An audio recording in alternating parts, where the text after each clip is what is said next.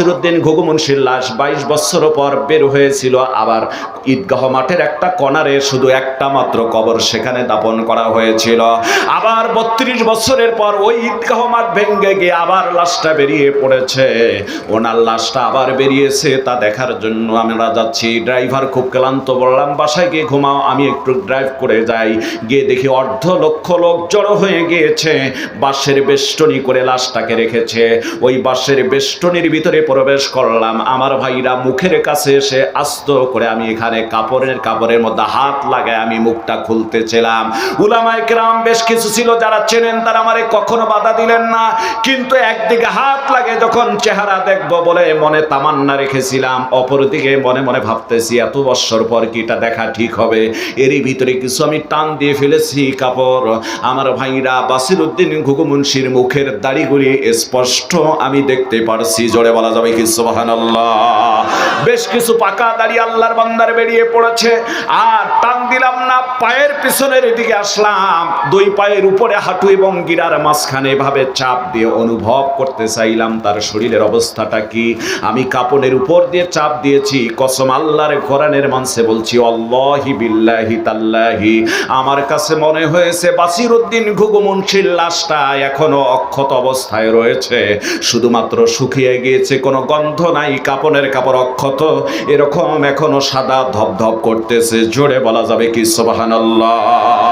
মুসলমান ভাইরা আমার কেন হলো এরকম? আমল সে জিন্দেগি বনতি হ্যায়, জান্নাত ভি জাহান্নাম ভি, ইয়া ইসলাম মে ফিতরাত হ্যায় না নারী হ্যায় না নরী। আমলের দ্বারাই মানুষের জিন্দেগি জান্নাত কিংবা জাহান্নামী হয়। পক্ষান্তরে তো কবরের অবস্থা কি হয় সেটা ইসলামিক স্কলার কিছু কবিরা বলছেন এভাবে, 6 দিন পর নখ খসে যাবে, 9 দিন পর চুল। কয়দিন? 6 দিন পর নখ খসে যাবে, 9 দিন পর, 6 দিন পর নখ খসে যাবে, 9 দিন পর চুল। কবর গাহির সামান নিতে কইরো না কেউ ভুল, কবর জায়গা ভালো নয়, কবর জায়গা ভালো নয়। আমল দিয়ে কবর গৃহ সাজিয়ে নিতে হয়, কবর জায়গা ভালো নয়, কবর জায়গা ভালো নয়। 17 দিন পর পেট ফেটে যাবে, পোকার খাদ্য হবে, 60 দিন পর গোশ থাকবে না, কঙ্কাল পড়ে রবে। আল্লাহু আকবার। 90 দিন পর হাড় গলি সব, 90 দিন পর হাড় গলি সব, খুলে খুলে পড়ে রয়, কবর জায়গা ভালো নয়, কবর জায়গা ভালো নয়। আমল দিয়ে কবর গৃহ সাজিয়ে নিতে হয়, কবর জায়গা ভালো নয়, কবর জায়গা ভালো নয়। লিল্লাহে তাকবীর। আমার ভাইরা, সময় আমার হাতে এই পরিমাণ হবে না, এর জন্য আলোচনা একটু গোটায় নিয়ে আসি। এর জন্য চলার গতিতে 3টা কাজ বেশি করবেন। নবীজি বলেছেন ইজা মাতাল ইনসান, মানুষ যখন মরে যায়, মানুষ যখন, কথা বলেন, মানুষ যখন মরে যায়, ইন কাতাহু আনহু আমালুহু, ভালো মন্দ সব কর্ম ওই দিন আমলের দরজাটা বন্ধ করে দেওয়া হয়, রেজিস্টার ডায়েরি বন্ধ। ইল্লা মিন থালাসা, 3টা কর্ম মানুষের ব্যতীত বাকি কর্মগুলি দিন থেকে বন্ধ হয়ে যায়। জোরে বলুন সুবহানাল্লাহ। মরার পর 3টা কর্ম জারি থাকে। আল্লাহু আকবার বলবেন না?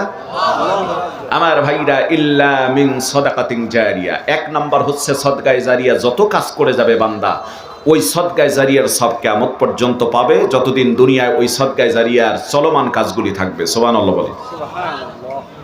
2 নাম্বার আও ইলমিন ইউনতাফাউ বিহি, এমন এলেম শিক্ষা দিয়ে যাওয়া যে এলেমের ধারাবাহিকতা বজায় থাকবেন।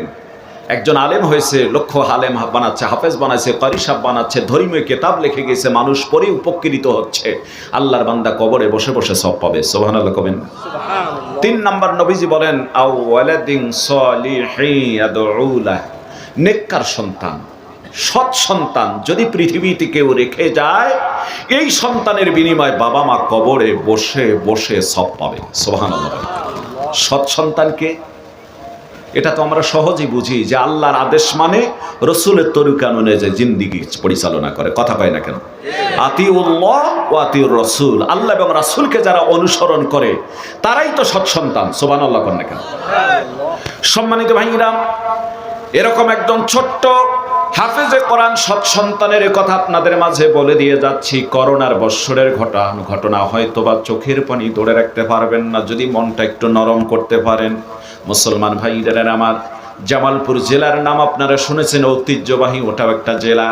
জামালপুর জেলার একেবারে পৌরসভার ভিতরে ডাকপাড়া নামে জায়গা রয়েছে, ওর পাশেই রয়েছে জামিয়া আমিয়া, একটা দাওরা হাদিস মাদ্রাসা। এই মাদ্রাসার প্রতিষ্ঠাতা পরিচালক শাইখুল হাদিস মাওলানা আবুল কাসেম দামাত বারাকাতুহুম আলিয়া, আল্লাহর বান্দা এখনো বেঁচে আছেন। দেওবন্দ থেকে যিনি ভালো পড়াশোনা করে এসেছেন। আমার ভাইরা, আমার বহু মাহফিলের ভিতরে তিনি সভাপতির দায়িত্ব পালন করতেন এবং কি মাহফিল ওই অঞ্চলগুলির ভিতরে আমারে দিতেন। উনি আমারে বললেন, মাওলানা আমার মাদ্রাসা তিনটা, একটা হচ্ছে দাওরা হাদিস ছেলেদের মাদ্রাসা, মহিলাদের দাওরা হাদিস মাদ্রাসা, আর একটা হচ্ছে শারহে জমিন পর্যন্ত ছেলেদের মাদ্রাসা। একটা মাদ্রাসায় মাহফিল হয়েছে, বাকি দুইটা মাদ্রাসায় মাহফিল হয় নাই। আরেকটা মাদ্রাসায় বছর মাহফিল করব, আমার একটা বক্তা দিন। আমি বললাম, হুজুর বাংলাদেশে বড় বড় আলেমের সঙ্গে আপনার সম্পর্ক, আমি আপনার বক্তা দেবো কেমনে?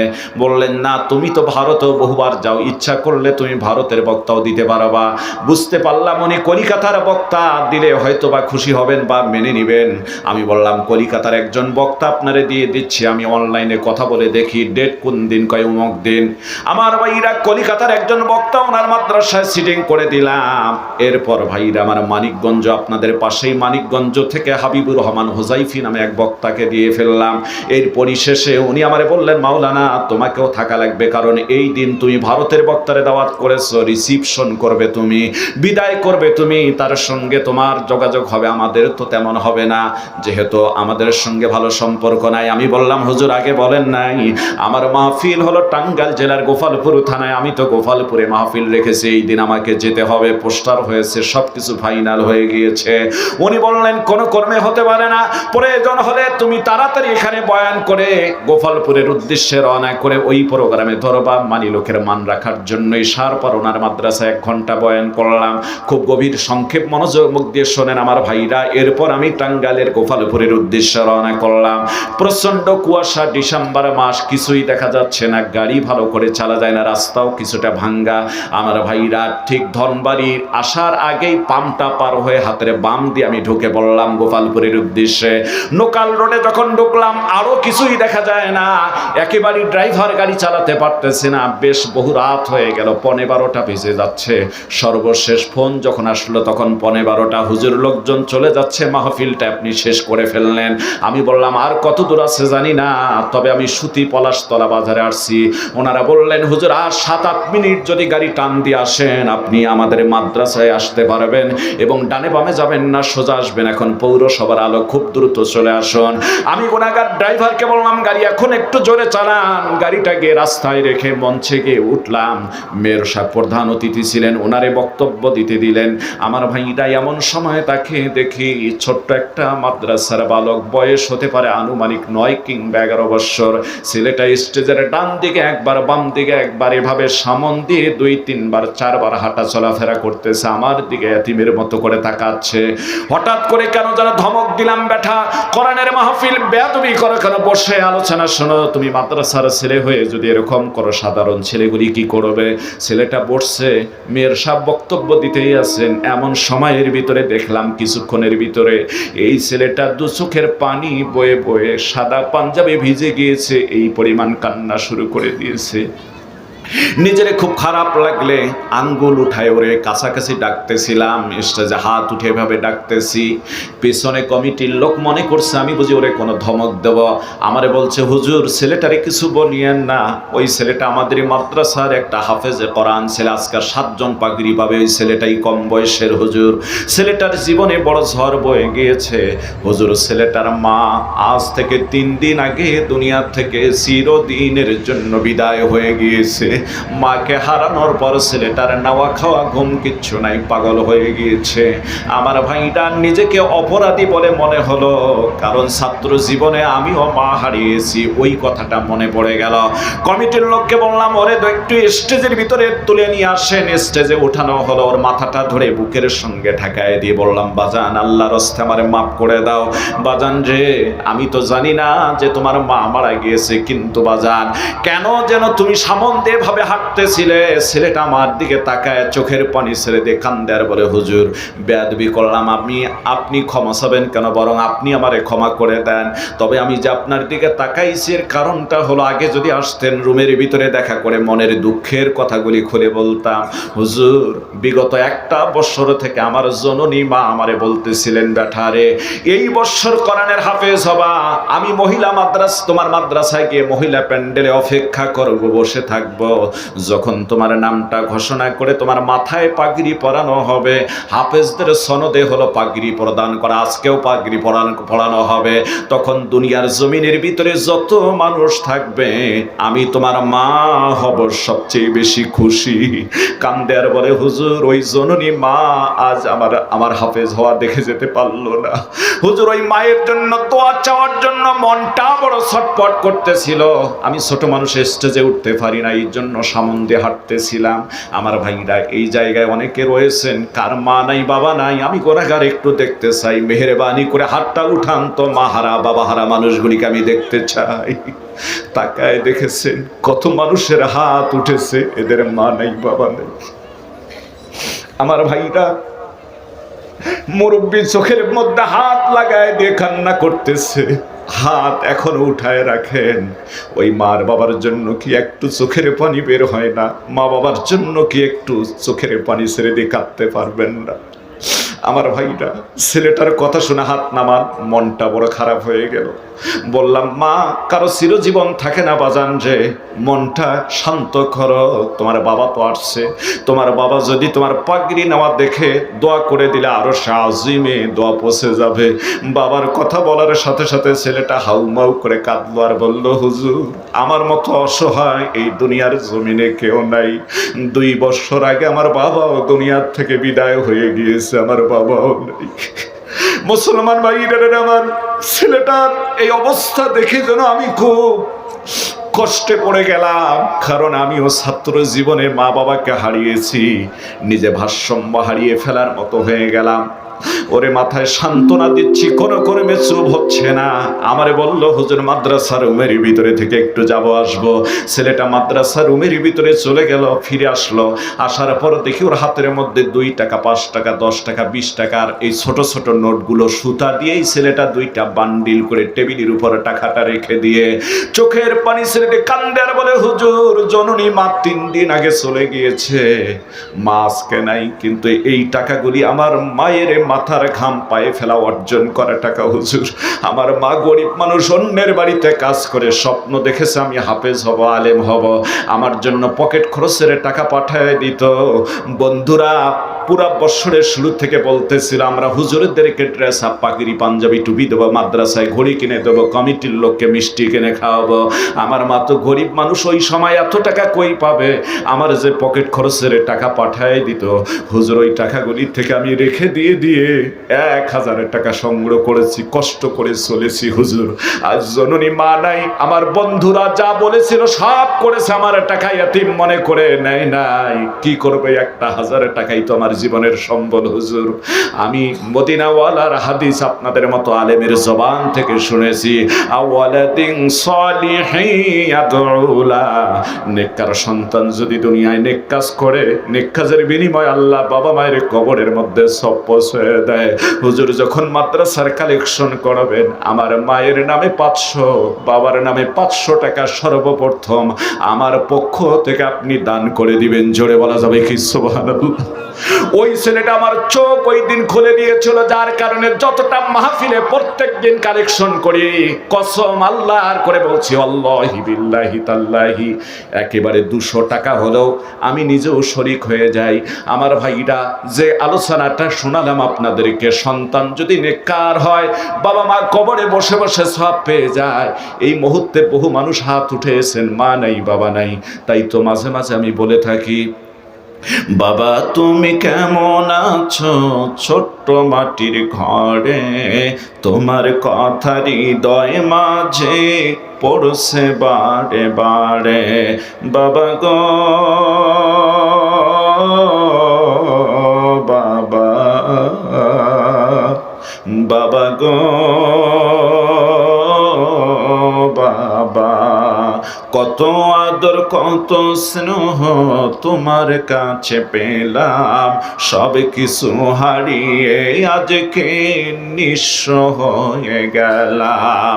ভালোবাসি তোমায় বাবা, বুকটা যে যায় ছিঁড়ে, তোমার কথা হৃদয় মাঝে পড়ছে বারে বারে।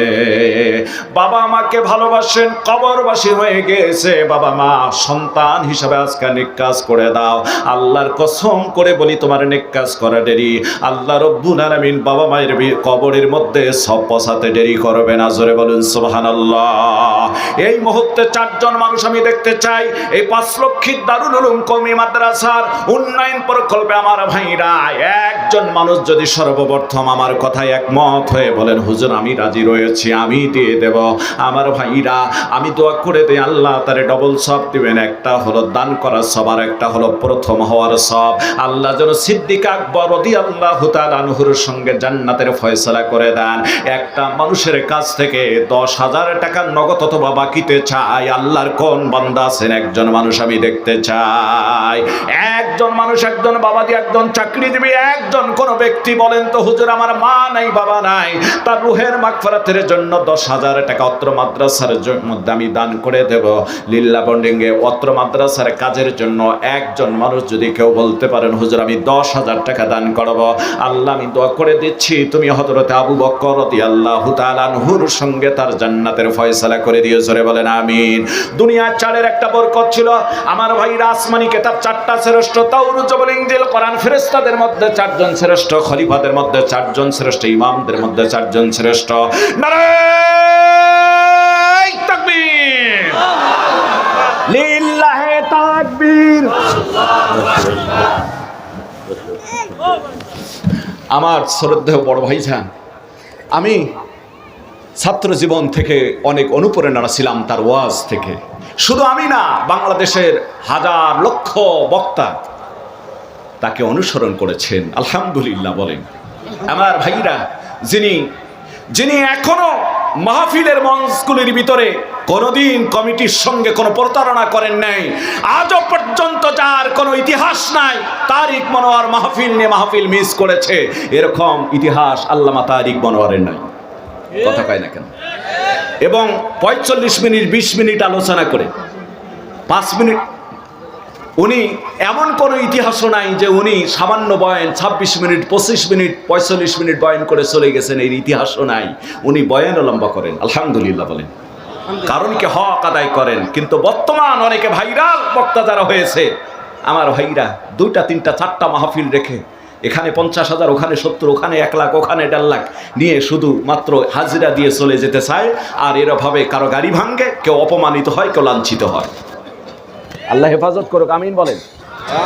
তো খুব তাড়াতাড়ি শেষ করব। 10,000 টাকা পেলাম না, 5,000 টাকা করে আমি 10 জন মানুষকে দেখতেছি, আশারে মুবাশশারা 10টা জান্নাতি সাহাবীর সাথে যেন আল্লাহ পাক 10 জন ভাইকে জান্নাতের ফয়সালা করে দেন। একটা সিটি কর্পোরেশনের জায়গা আমার ভাইরা, এই জায়গায় একজন মানুষ বলেন তো, হুজুর অত্র মাদ্রাসার জন্য 5,000 টাকা দান করব। আলহামদুলিল্লাহ, নারায়ে তাকবীর। জনাব মোহাম্মদ মনসুর আহমেদ ভাই 5,000 টাকা আল্লাহ দানকে তুমি কবুল করে নাও। জানেমান অত্র মসজিদের ক্যাশিয়ার সাহেব, আল্লাহ হায়াতে বরকত দান করে দাও, আমিন বলেন। মেহমানকে বসে রেখে আমার সেই দৃষ্টতা নাই, দীর্ঘ সময় কথা বলবো, কিন্তু মাদ্রাসার একটু কল্যাণের জন্য মাত্র 5-10 মিনিট আমার ভাইরা দ্বিতীয় একজন মানুষ দেখতে চাই। আল্লাহ প্রথম বান্দাকে আবু বকরের সাথে তুমি জান্নাতের ফয়সালা করে দিও, দ্বিতীয় একজন ব্যক্তিকে আল্লাহ তুমি ওমর ইবনে ইবনুল খাত্তাবের সাথে জান্নাতের ফয়সালা করে দিও 5000 টাকা। নাই আব্দুল মান্নান সাহেব অত্র মাদ্রাসার ক্যাশিয়ার সাহেব 5000 টাকা। লিল্লাহে তাকবীর। আল্লাহ তুমি লক্ষ কোটি গুণে সব বাড়াই দিও, আপনজনের কবরগুলি জান্নাতের বাগান বানায় দাও। আরেকজন মানুষ ও আল্লাহ পাক ওসমান গনির সাথে যেন জান্নাতের ফয়সালা করে দেন। অত্র এলাকার হিতাকাঙ্ক্ষী কোন যুবক, কোন চাকরিজীবী মা নাই, বাবা নাই, মায়ের বাবার রুহের মাগফিরাতের জন্য 5000 টাকা দান করবেন।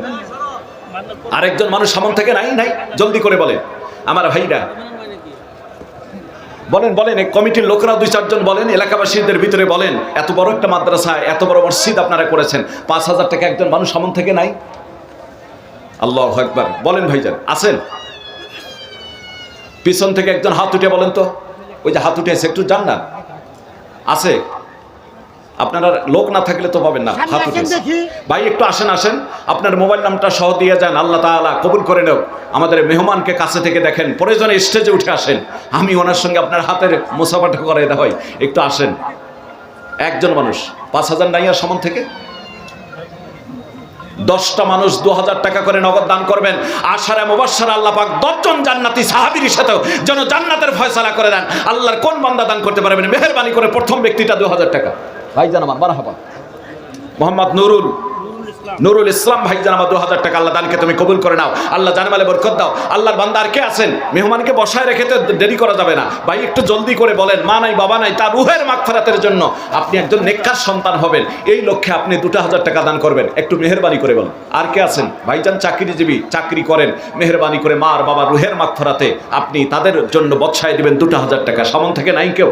এদিক থেকে কোনো ভাইজান নাই? মিজানুর রহমান জনাব মোহাম্মদ 5000 টাকা দিবেন। কি নাম? মিজানুর রহমান। জনাব মোহাম্মদ মিজানুর রহমান ভাই। মা বাবা মাওনা থেকে, আহারে মাওনা, সেই মাওনা থেকে মিজানুর রহমান ভাই, গাজীপুরের চৌরাস্তা থেকে আরো উত্তরে। আল্লাহর বান্দা 5000 টাকা। লিল্লাহে তাকবীর। আল্লাহ তুমি হযরত ওসমান গনির সাথে জান্নাতের ফয়সালা করে দিও। শেষ ভালো তার, সব ভালো তার। আল্লাহ হযরত আলীর সাথে যেন জান্নাতি হয়ে যায়। আল্লাহ এই একজন মানুষকে 5000 টাকা দেওয়ার তৌফিক দান করে দিও। আল্লাহ আমি এই মানুষটাও দেখতে চাই। আর 2000 করে কারা কারা দেখতে পাবেন? মেহেরবানি করে বলেন ভাইজান বলেন। 2000 টাকার মানুষ সামনে একজনও নাই? একজন যুবক হাত উঠে বলতে পারলেন না? এই উত্তরবঙ্গের গাইবান্ধার, রংপুরের ভাইয়েরা কারা কারা আছেন? আমরা তো রংপুর গাইবান্ধার অনেক ভাই এখানে আছেন, একটু হাতটা উঠান তো দেখি। উত্তরবঙ্গের মানুষের মন নরম। এই উত্তরবঙ্গের মানুষেরা, তোমরা আজকে দেখাই দিতে পারো না এই মাদ্রাসাকে ভালোবেসে? কে দিতে পারবা 2000 টাকা? একজন মানুষ উত্তরবঙ্গের থেকে বলো। আল্লাহু আকবার বলেন। নাই?